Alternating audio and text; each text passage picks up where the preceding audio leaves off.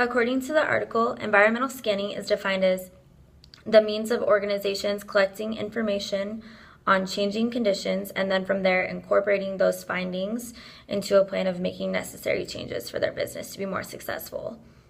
Organizations will use a variety of methods, including social intuitive or basically just like conversational networking, and then also formal analytical processes like GIS and other computer programs.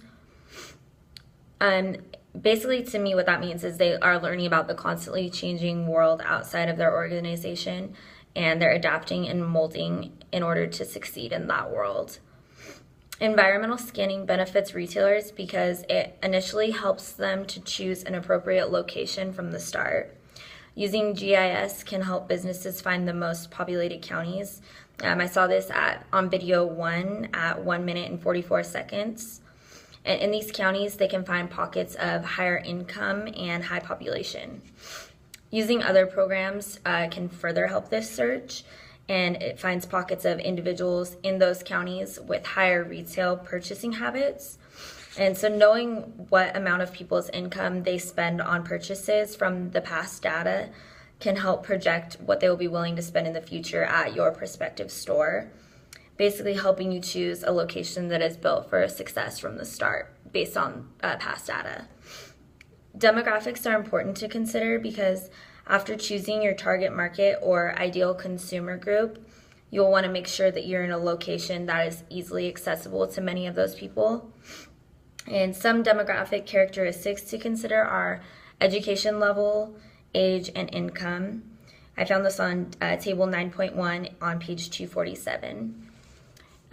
Basically, to me, you wouldn't want to open a retail store with name brands that are like really high price in a low income area, with the majority of residents being low income, because it just wouldn't make sense. No one would be really shopping at your store. People would have to travel to come to it. Understanding primary trading area is important because you want to be sure that the trading areas are saturated and that the areas won't be understored or overstored. And I found this in page 247, paragraph 4. This is important to the success and the profitability of the business so that you can have your business be in an area that other competitors are also successful and it's saturated and you're having the right amount of product with the amount of people and it's high traffic. It is important to be able to understand the differences between primary, secondary, and fringe trading areas because you would want to have the primary trading areas close to your supply source and to your promotions facilities. I found this on page 240, paragraph 2.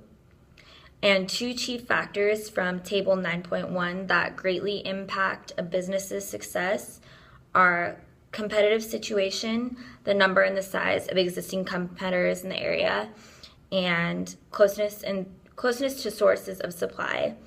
They need to be reliable and timely. And I instantly thought of the business that I'm doing my internship at. It's Coastal Surf Boutique in Seattle, and it's in West Seattle on Alki Beach. The competitive situation there is there really is no other competitors around there. It's the only store in Alki Beach that sells bathing suits and other surf gear. And so there's a lot of people in West Seattle who don't like to leave and go down to the city. I found this out from talking with my bosses.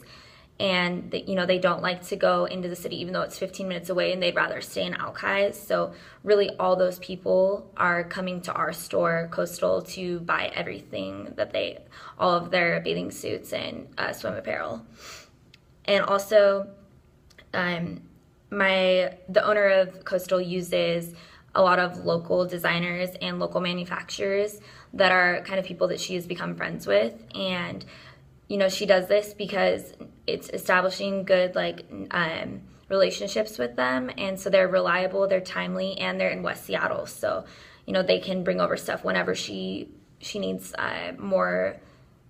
Whenever she needs more merchandise, they can just bring it right on over. And it's really smart of her to do that because I think that she's established a really great connections with all the people in West Seattle.